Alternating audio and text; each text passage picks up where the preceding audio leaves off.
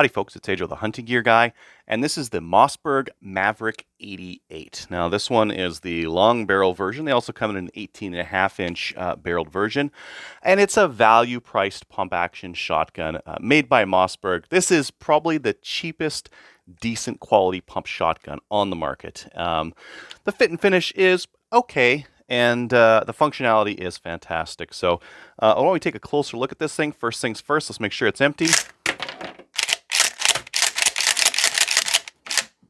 And we're empty and good to look at this thing. Thought I'd get you in a little bit closer for this part. Now, starting at the back, we have a ventilated butt pad. It's got a little bit of squish to it. Decent, especially for this price point. Got a molded in sling swivel stud. I don't really like these. They can break off.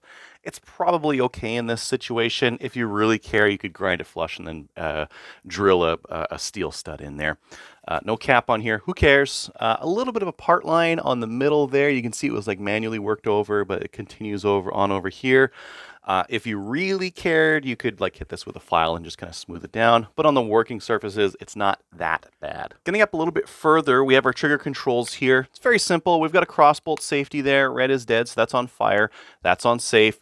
We also have this slide release right here that allows us to rack the pump and just keep racking it if we want to. Now, pulling the trigger will also allow us to do that. Keep in mind, these are dummies.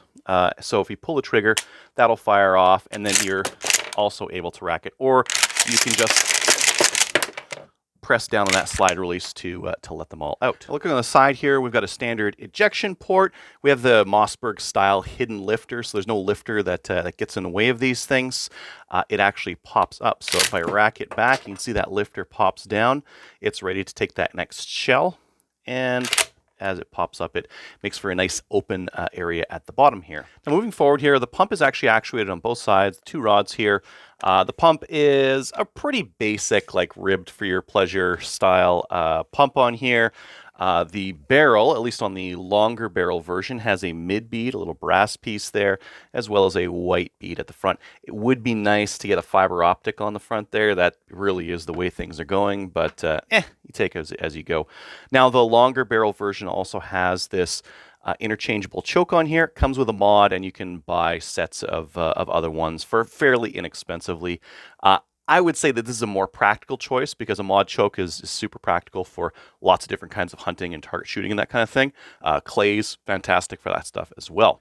Now, one thing I want to show you here is that you can't get tube extensions for this thing. The tube length is the tube length, and the barrel screw actually just screws into the extension here, so you can't extend these, which makes these like not a great choice for 3-gun and that kind of thing, because 5's the limit. Now, I mentioned that 5 shells is the limit of this tube, and that's the truth unless you use this plug in the magazine for waterfowl hunting. So if you go hunting ducks or geese or something like that, you'll need to put this into the tube, and I'll show you how to do that. Now, first things first, you'll need to make sure it's empty. Then you'll need to pull the slide just a little bit back because we don't want that bolt locked up in the barrel. And then we can just loosen this guy up here. Pull the barrel right off. Put that aside. Now, right in the end here, that's where that plug needs to go. And then here's where you can see that that's a solid piece of steel. That's one thing that's not going to come off of here. We can take that plug tool. We can just pop it in. Make sure that those rubber guides aren't like right at the end, and then it just kind of slips right in there. So with that in, we can take our barrel, pop it back on top, screw that guy in, and now we should be waterfowl compliant. So I'll get the slide to the front. I can fit in 1, 2, and that third one won't go in. Now note that it does go in a little bit, which means that 3-inch shells, you will be able to get 2 in here. This is 2 3/4 or 3-inch shell shotgun. Now, aside from that plug, what else does the shotgun come with? Well, it comes with a couple of other accessories. It comes with a crappy cable lock and a manual, and it also comes with the world's saddest choke tool. So this is just like a stamped steel little affair. It'll do, actually, I think it just does 12 gauge. Yeah, I was thinking like maybe it'll do 20. It might do 20. Maybe that little one will fit into 20. This is pretty crappy in terms of choke tools. Like this is what I get on like my crappy Turkish shotguns, and this is what I get on like a Browning A5 or something like that. So the difference in use between these is that this guy is a lot of wobble in it. This one, there's still a lot of wobble, but at least it's like a little bit more ergonomic to use because of that plastic. Whereas this guy here just fits right in there and works really well on the ones that support with the 4 lugs. This one only has 2 lugs on the actual choke, so you can only ever really grab the 2 there anyways. So I'll pull out this choke and we'll take a look at it. Already got the choke tube out, and we can see here that that is a Mossberg Accu choke. This one's mod. You can buy extras for pretty cheap. A couple things I don't like about this choke. One is that you can't tell from the front.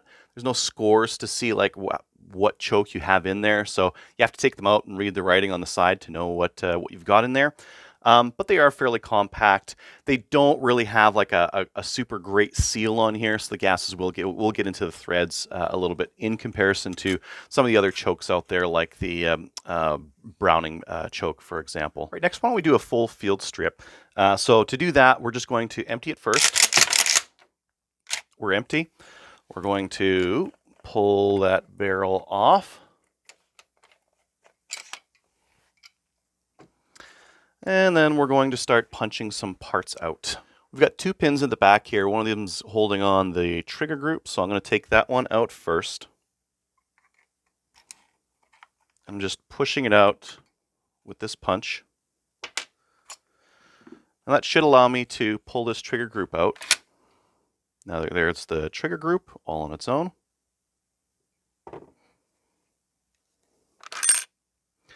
Next, there's going to be a couple of pieces of metal that just kind of want to fall out.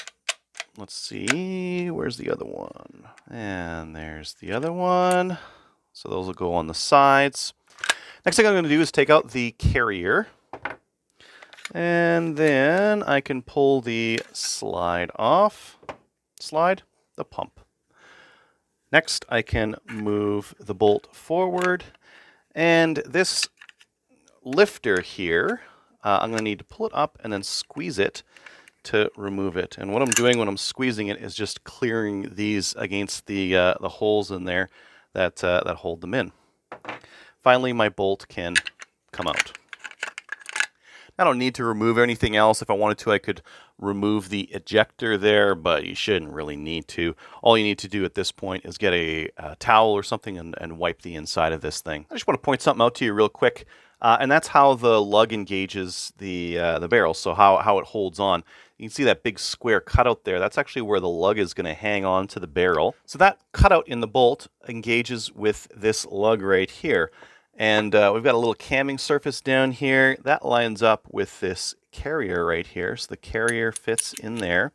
And when it's pulled back, it drops the lug, and when it's pushed forward, the lug engages. So that's what happens when you're sliding that pump back and forth, is you're moving that lug in and out of engagement. When it's up there, it's engaged with the barrel, it's rock solid. When you start pulling the pump back, it drops it down, and then that allows the bolt to move. I put this all back together. We're going to start with our bolt. That's got to go in there with the extractors and the bolt face facing that away.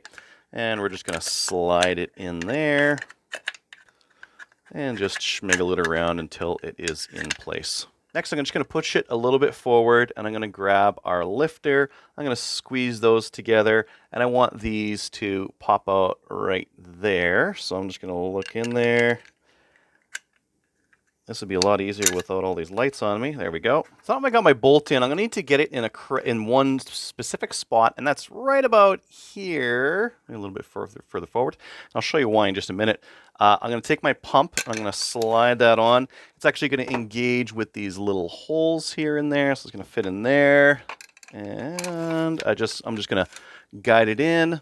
You might need to push it down just a little bit to get it in there, but I can see that it's sliding in there fine. Now, one of the things I'm going to need to do is I'm going to need to get this bolt. You see that gap right there? I need that to engage with this part here on the carrier, and I need the cutouts here on the carrier engaging with the cutouts on the slide there. A pump slide, pump action arms, whatever.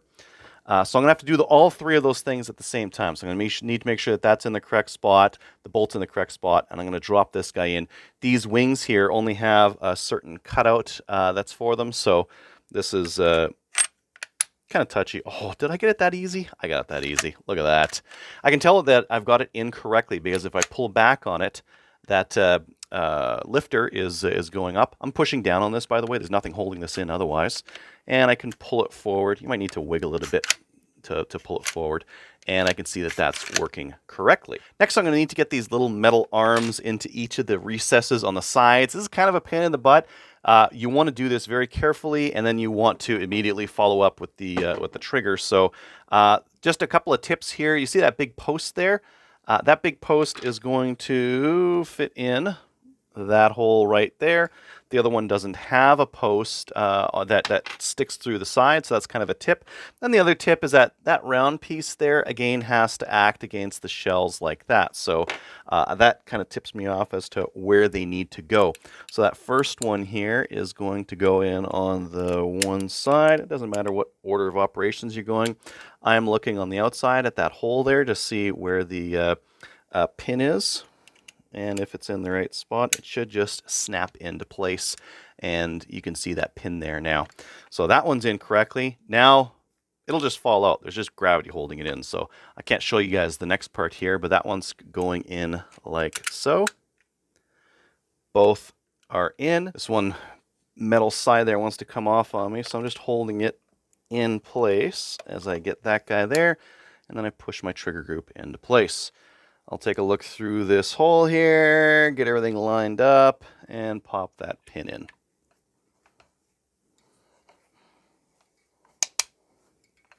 Now I can put my barrel back on, so I'm going to take my barrel, carefully put it in there, line up the end, and start screwing that onto the magazine tube. Finally, with it all back together, I'll test a couple of things. I'll test the safety to make sure I haven't messed up anything there. I'll test the fire. I'll rack it and make sure that it racks the shell out and pops that shell in. And I'll make sure that that goes forward. I might also test the release here as well, just to make sure that that's working as well. So should you get a Maverick 88? Well, I think this shotgun hits a couple of things really, really well. One, the price point. The price point, of course, is excellent. The other is, like, for a pump-action shotgun, it's crude, but it's reliable enough, and the parts that matter are polished enough on this thing to really make a difference. And I think that's really what this thing shines at, is cheaping out on the right kind of things for a shotgun and not cheaping out on the stuff that matters. The cycling system works pretty well on it. The pump is pretty good. I haven't had any issues with this one whatsoever, and for less than $300, that's pretty much that's a pretty good thing to say about a shotgun. So I think if you're looking for your first duck or goose gun, or just your first shotgun, you can really do a lot worse than than the Maverick 88. Thanks for watching. Quad load. Not the smoothest.